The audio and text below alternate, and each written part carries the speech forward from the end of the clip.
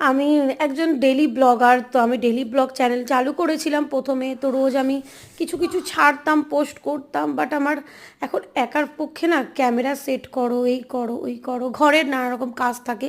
তো আমি যতটা সম্ভব ততটা ডেলি ব্লগ করি, যেগুলো যেগুলো ইম্পর্টেন্ট দেখানোর জিনিস। আর সব কিছু দেখানো তো সম্ভব নয়, অনেক কিছুই ঘরে অনেক কিছুই দেখানো যায় না। তো আমি যতটুকু পারি ততটুকু তোমাদের সাথে শেয়ার করি, অনেক কিছু শেয়ার করি। আর সব কিছু দেখানো কারোর পক্ষেই পসিবল নয়।